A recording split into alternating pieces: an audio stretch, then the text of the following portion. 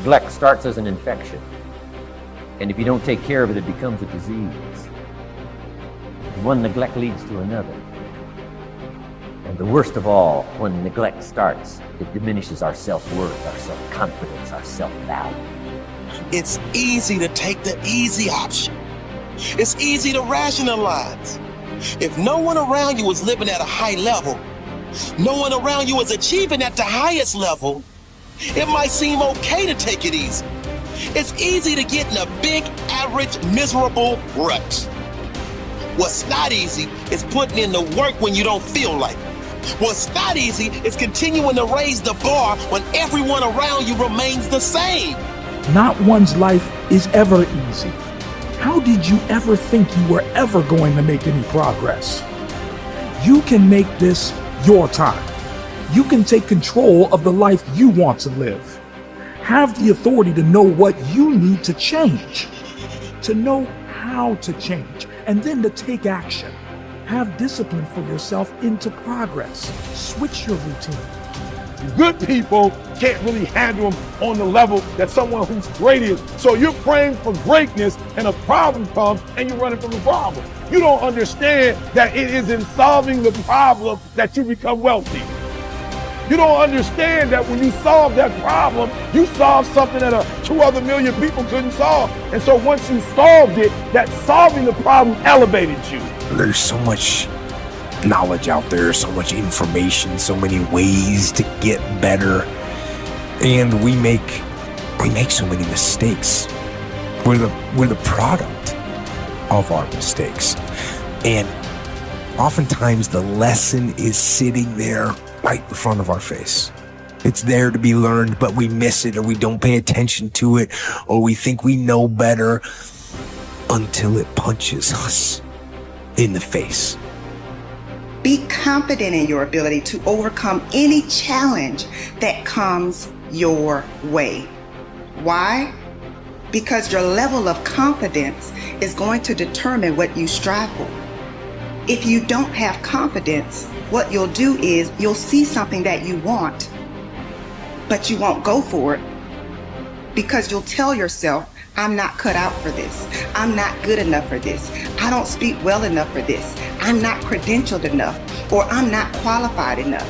And what you're doing is holding yourself back. Think about how can you do something different? We decided to take a risk and be different.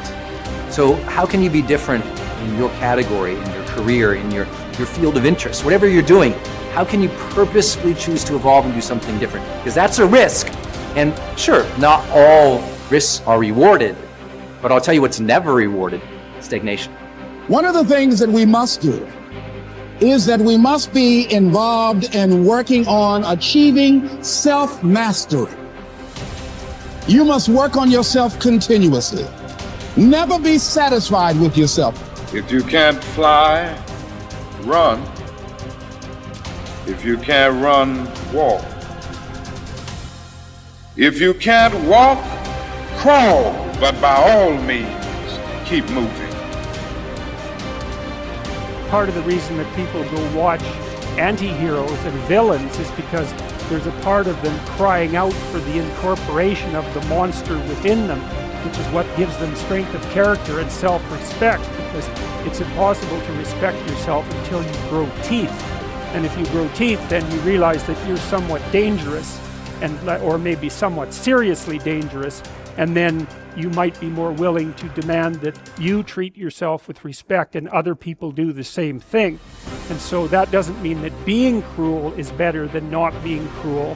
What it means is that being able to be cruel and then not being cruel is better than not being able to be cruel. Because in the first case, you're nothing but weak and naive. And in the second case, you're dangerous, but you have it under control. And a lot of martial arts concentrate on exactly that as part of their philosophy of training. It's like, we're not training you to fight. We're training you to be peaceful and awake and avoid fights. But if you happen to have to get in one, and I guess the philosophy also is that if you're competent at fighting, that actually decreases the probability that you're going to have to fight, because when someone pushes you, you'll be able to respond with confidence And with any luck, and this is certainly the case with bullies, with any luck, a reasonable show of confidence, which is very much equivalent to a show of dominance, is going to be enough to make the bully back off.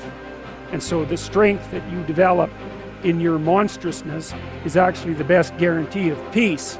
And that's partly why Jung believed that it was necessary for people to integrate their shadow.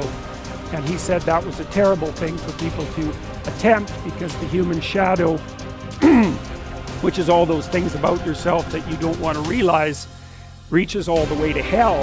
And what he meant by that was, it's through an analysis of your own shadow that you can come to understand why other people are capable, and you as well, of the sorts of terrible atrocities that characterize, let's say, the 20th century. And without that understanding, there's no possibility of bringing it under control. It's also partly why the path to enlightenment and wisdom is seldom trod upon, because if it was all a matter of following your bliss and doing what made you happy, then everyone in the world would be a paragon of wisdom. But it's not that at all. It's a matter of facing the thing you least want to face as the gateway to wisdom, and the gateway to the development of personality, which is exactly the same thing, is precisely through the portal that you do not want to climb through. And the reason for that's actually quite technical. This is a Jungian presupposition too, is that, well, there's a bunch of things about you that are underdeveloped, and a lot of those things are because there's things you've avoided looking at because you don't want to look at them, and there's parts of you you've avoided developing because it's hard for you to develop those parts. And so it's by virtual necessity that what you need is where you don't want to look, because that's where you've kept it. The starting point of setting goals is for you to throw off all mental limitations and let your mind roam freely across the entire universe of possibilities. Your primary job at the beginning is to allow yourself to dream big dreams and determine exactly what it is you want out of life, in every area and in every dimension. Decide what's right before you decide what's possible. Imagine that you can be or have or do virtually anything that you really want to, as long as you know exactly what it is. First, make up a dream list. Temporarily imagine that you have no limitations of time, money, knowledge, contacts, experience, or education. Imagine that anything that you can write down is possible for you. Remember, anything that you can clearly define and crystallize on paper is probably possible if you want it long enough and hard enough and are willing to make whatever efforts and sacrifices are necessary. There are no unrealistic goals, only unrealistic timelines. The very act of writing your goals down sets the whole universe to work in your favor and activates all the mental laws to help you. In fact, many people have had the experience of writing out a list of goals on New Year's Day, putting them away and not referring to them again until the end of the year, and then finding that 80% of the goals have been achieved, sometimes in the most amazing ways. The very act of writing down big, challenging goals causes three things to happen. First, your self-concept improves and your self-confidence goes up immediately. The act of setting goals requires self-confidence and simultaneously builds self-confidence. Having the courage to write down what you really want improves your self-image and raises your self-esteem. The action itself generates a feeling of greater personal power and ability. Second, tap into your mental and emotional powers.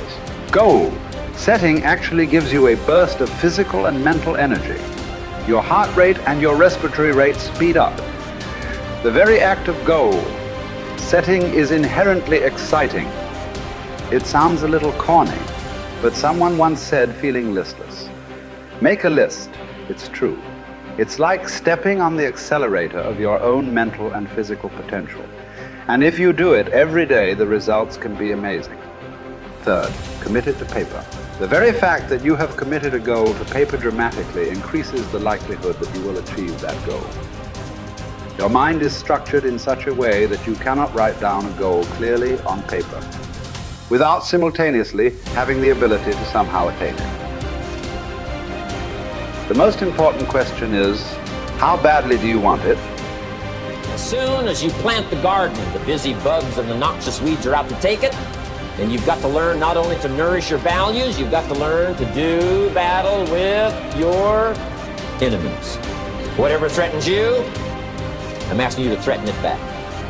Take care of your responsibility, but don't take anything off of anybody. Somebody wants to destroy your chances for a good future by their negative talk, negative thinking, putting it all down. I'm telling you, walk away if you have to. Walk away. Whatever threatens you, threaten it back. Whatever threatens your opportunity, threaten it back. Now, some of our enemies are on the outside, but here's the most important thing to understand. Some of our enemies are on the inside. Let me give you a quick list. Indifference. You got to do battle with your own indifference. Boy, it's easy to coast, especially if you've accomplished something, extraordinary. Now, somebody says, I got to relax. Here's the key. Not too long. The weeds will take all you plant if you rest too long. Don't rest too long. Indecision. You got to make those decisions. The ones that don't turn out to be good gives you experience to make better decisions.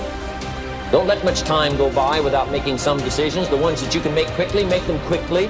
The ones that take time, take your time. But get those decisions made. Don't let indecision be an enemy, rob you of the future, empty your bank account, leave you with zero in the purse. Don't let that happen.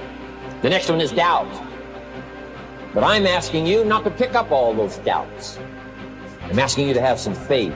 Have some courage, believe, drive your doubts into a small corner. Don't let them loose like a mad dog, drive you into a small corner. Don't doubt the future. Don't doubt the possibilities. Here's the most important one of all. Don't doubt yourself. If I've got miracle working power to change my life, so do you. If I've got the ability to change, so do you. If I've got the ability to read, so do you. If I can discover, so can you. If I can grow, you can grow. If I can develop, you can develop. If I can get an invitation like I got 6 years ago, help take something around the world, so can you. If I can stand on this platform, Idaho farm boy raising obscurity, so can you. I'm asking you, don't sell yourself short.